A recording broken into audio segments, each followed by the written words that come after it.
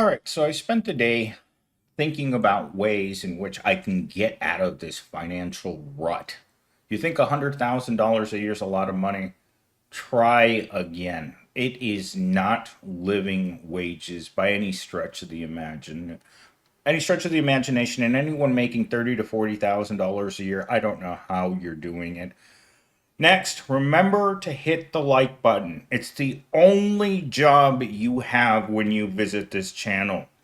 All you have to do is hit the like button, and that's it. I don't ask you to donate. I don't ask you to do anything else. If you can't tell that I'm irritated, I am irritated out of my mind right now because I still am trying to wrap my head around this idea that you're absolutely right in pointing out that for the 99% of people, surviving on one full time hourly job is becoming increasingly difficult.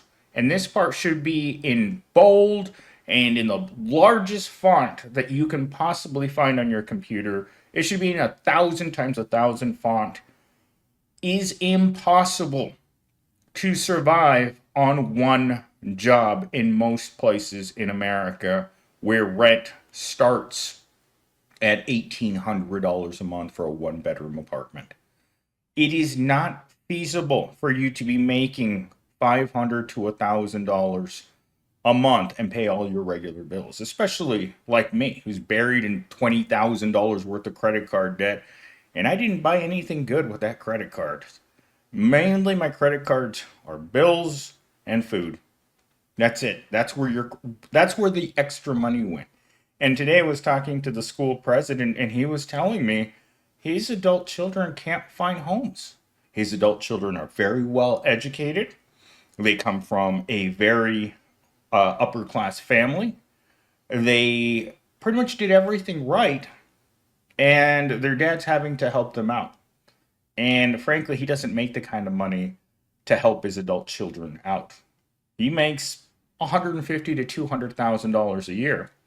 But as he told me, he ain't doing so hot because it's not a lot of money. We've been raised to believe that if you're making more than the minimum wage, that you're making it.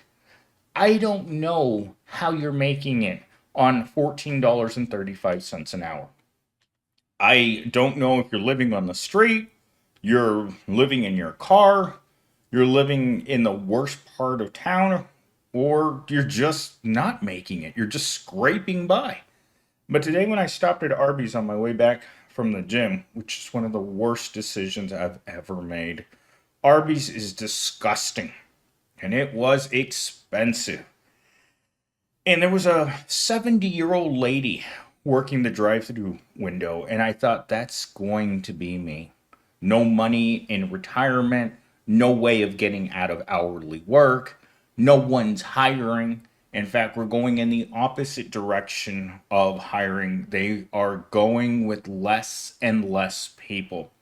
Today, I went onto the website because we're having a national conference this Monday or next week.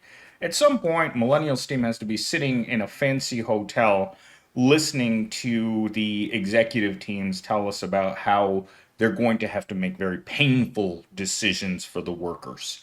And instead of telling us over a Zoom meeting, they want us all sitting there from all over the country. And I'm going to be the guy sitting there looking at you, telling you, it's like, yep, that's why we're here. These guys didn't fly in from all over America to give you good news. Whatever's coming out of these executive leadership group at a fancy upscale hotel, it's not good, people. Anyhow, with that said, you have a lot of people who keep asking themselves what you did wrong. What you did wrong is simple. The 99%, you chose to be alive. That's where you made your mistake. You're choosing to be alive without being wealthy was your first mistake. The world wasn't designed for the 99%. It was designed for the 1%. And if you can't get to that through your tiny little brain that you don't matter, then you're going to be sitting there like me wondering, what am I supposed to do? All right, with that said, I asked ChatGPT this question yet again. And this is what it came back with. This is endlessly what it comes back with when you ask it stupid questions like, why can't I afford to live? Wage stagnation, low pay, long hours, lack of guidance on how to escape hourly work, gig economy, and I believe there was one more. Oh, and then we shift over to toxic positivity, which is actually taken out of one of my talking points. So let's get right into this. A single full time job simply doesn't provide enough income to keep up with the rising costs. So, why is no one telling us what to do? Because no one cares. If someone cared enough to tell us what we're supposed to be doing, it would be something along the lines of buy more lottery tickets, invest in real estate, or stop being a loser. Stop taking desperation jobs because that desperation job isn't going to take you past food and water. Desperation jobs no longer provide enough money for housing. You're going to depend on friends, your family, or you're going to live in your car. There just simply is no way to make it and live what I would consider to be a non humiliating life. Every second of my being alive right now, is humiliating. My paychecks are humiliating. My housing is humiliating.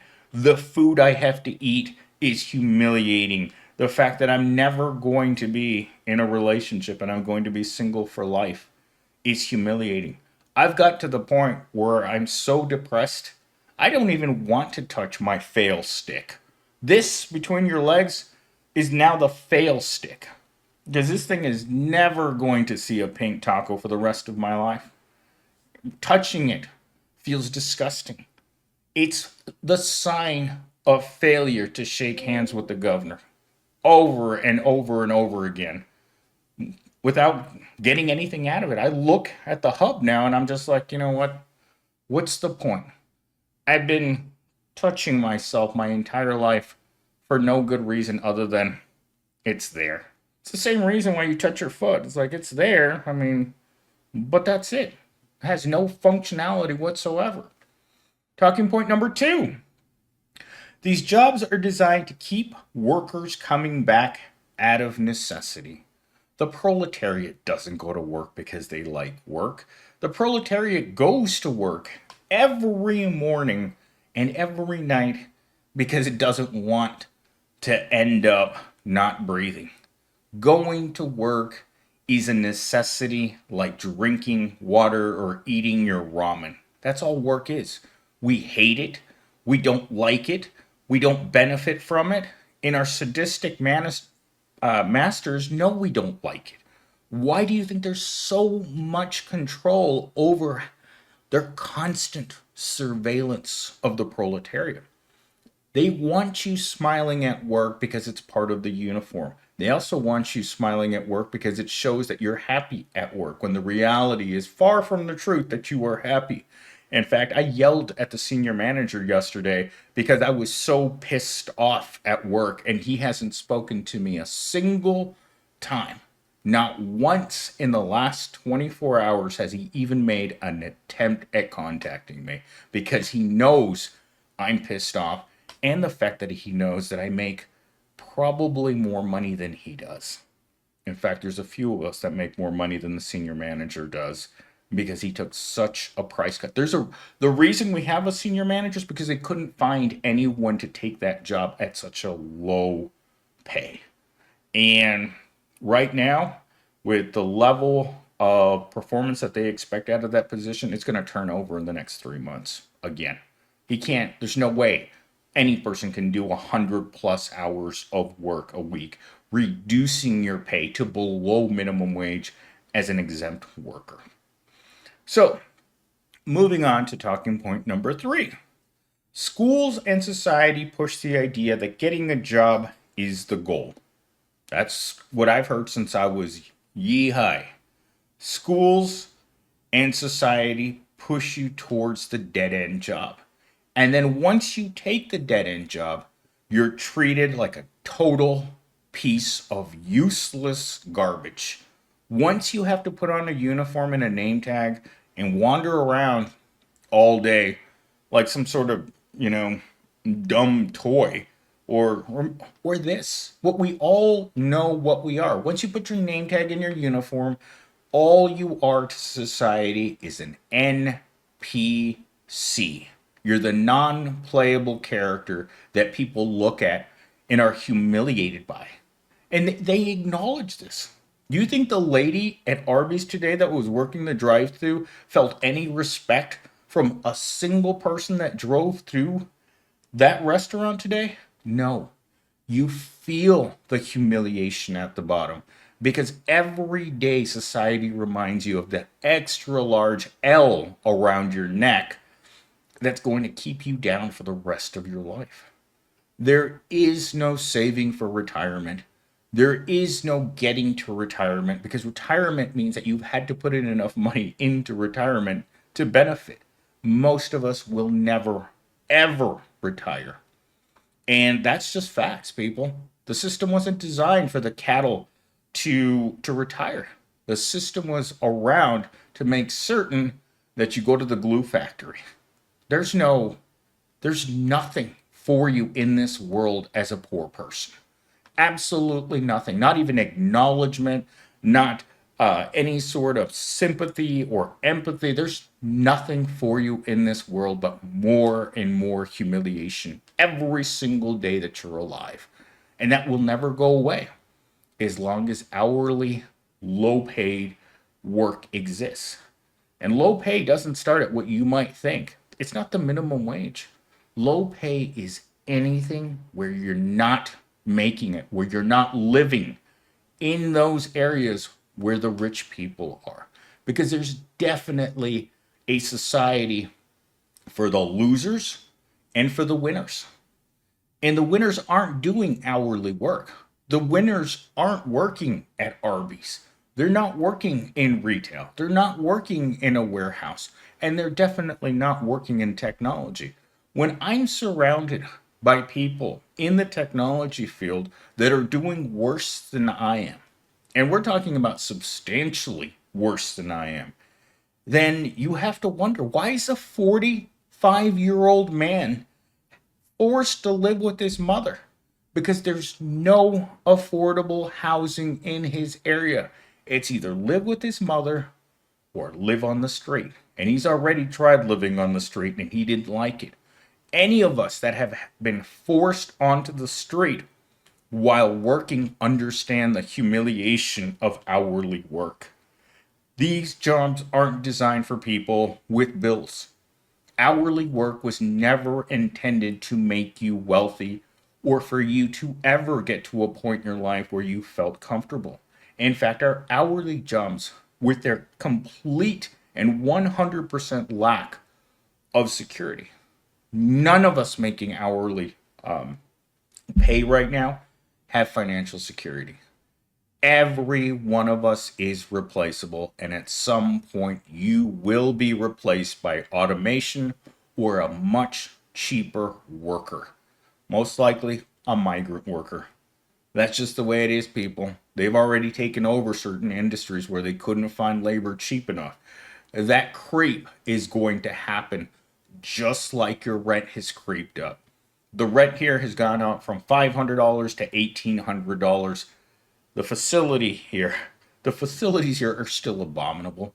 This is a poor place to live. In fact, I was talking to Gen Z today, and I told them there's a car sitting out there with 3 donut tires on it that looks like it should have exploded into a mushroom cloud, but someone still has to drive that car to an hourly job.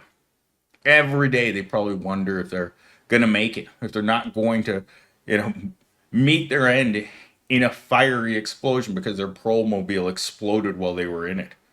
It happens, man. These cars are incredibly unsafe. The things that I see out there. I mean, there was a guy yesterday that I had to pass in that ghetto between the offices that I go to, from the north side office to the south side office. This dude was running on I don't know how many flat tires this car had, but it was wobbling from side to side. I couldn't quite tell why all the traffic had come down, had stopped and gone to like 5 miles an hour. And this dude's just driving his Promobile like nothing's wrong with all these tires blown out. And you're like, dude, are you on, are you all right? Because he just seemed to be looking around like nothing was wrong. He wouldn't pull off to the side of the road. He was just forcing everyone to drive at his speed limit. So I hit the gas as hard as I could and I went around him. And as soon as I got to the next stop sign, there's a cop. And I'm like, you know what? Someone needs to go get this dude off the road.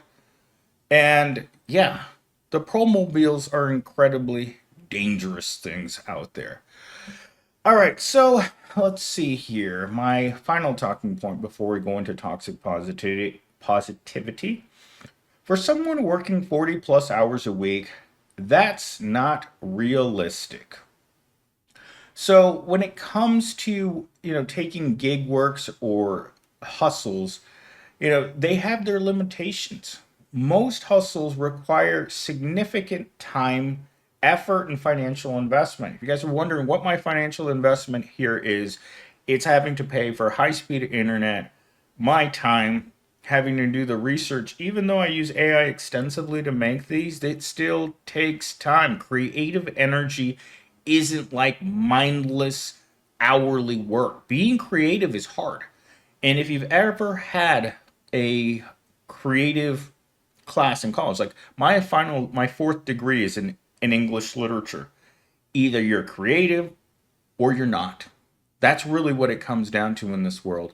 If you can turn on the creativity machine and you can profit from it, great. But if you can't, you're going to be stuck in a mediocre, mindless, repetitive, low paying hourly job for the rest of your life. But the gig economy is often glorified, but it's usually another form of hourly labor with no benefits or security. I will tell you that doing YouTube, unless you're a big channel, isn't worth it. Absolutely not. For the amount of time and effort, I would say that I get paid about a penny a view on this channel, and that's actually being very generous. 1 penny for a person watching a 20-minute video. Is it worth it? It's better than not getting that 1 penny. Is it secure in any way? No. Any person's channel can be demonetized for any reason at any time. Darkness Prevail found this out about 3 months ago, right around the time, right before my channel got demonetized by the algorithm. His did too. And the first thing he did was post a video of like, this is the only way I have to feed my family. And I'm like, you should have thought about that a long time ago, because a lot of these YouTubers, especially mid-sized YouTubers, or the people that are making $5,000 to $6,000 a month doing YouTube, they don't have a savings account, people.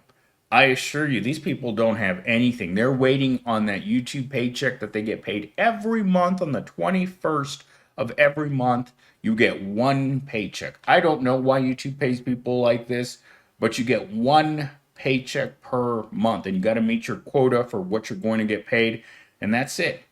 If at some point you get demonetized during that process, they didn't pay me out my last month.